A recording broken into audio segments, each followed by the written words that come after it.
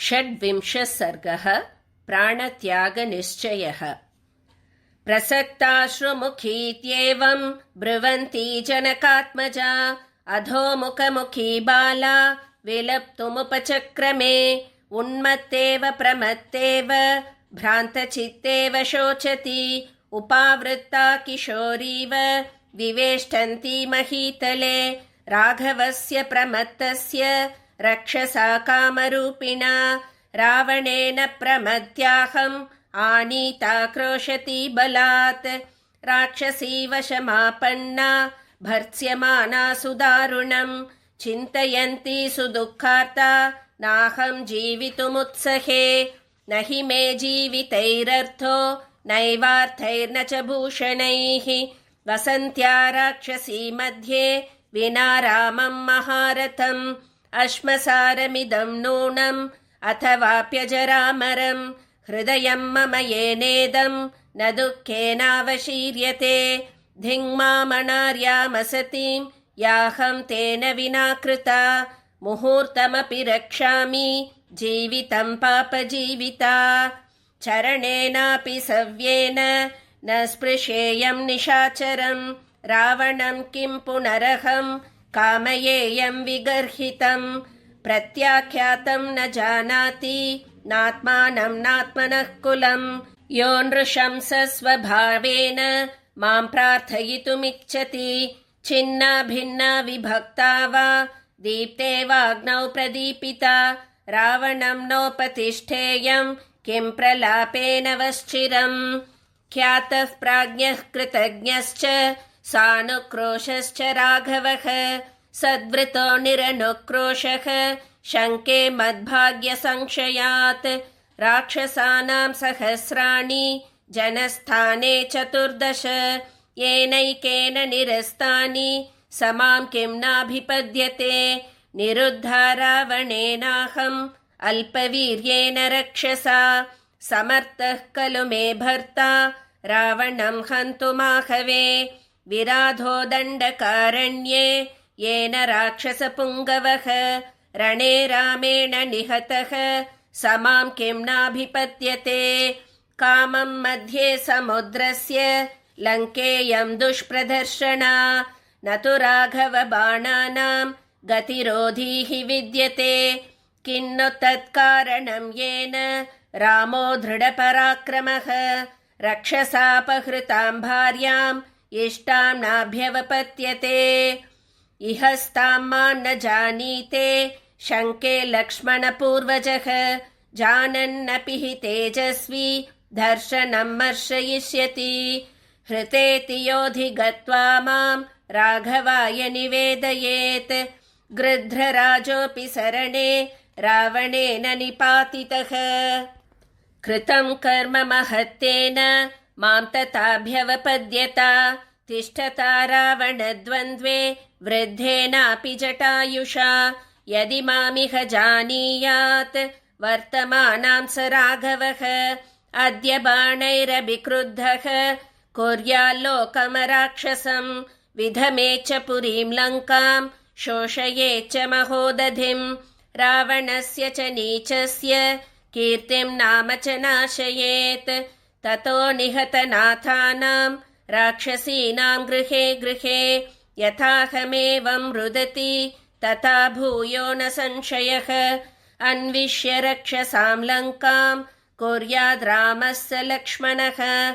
न हि ताभ्यां रिपुर्दृष्टो मुहूर्तमपि जीवति।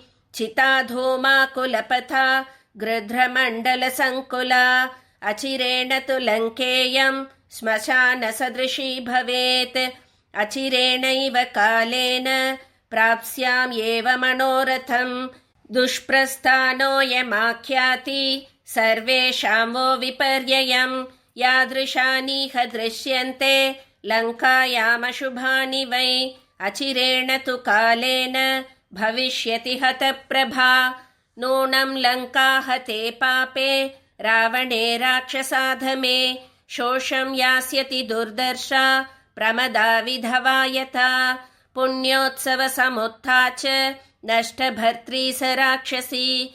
भविष्यति पुरी लङ्का नष्टभर्त्रीयताङ्गना नूनं राक्षसकन्यानां रुदन्तीनां गृहे गृहे श्रोष्यामि न चिरादेव दुःखार्तानामिह ध्वनिम् सान्धकारा हतद्योता हतराक्षसपुङ्गवा भविष्यति पुरी लङ्का निर्दग्धा रामसायकैः यदि नाम स शूरो मां रामो रक्तान्तलोचनः जानीयात् वर्तमानां हि रावणस्य निवेशने अनेन तु नृशंसेन रावणेनाधमेन मे समयो यस्तु निर्दिष्टः तस्य कालोऽयमागतः स च मे विहितो मृत्युः अस्मिन् दुष्टेन वर्तते अकार्यं ये न जानन्ति नैरृताः पापकारिणः अधमातु महोत्पातो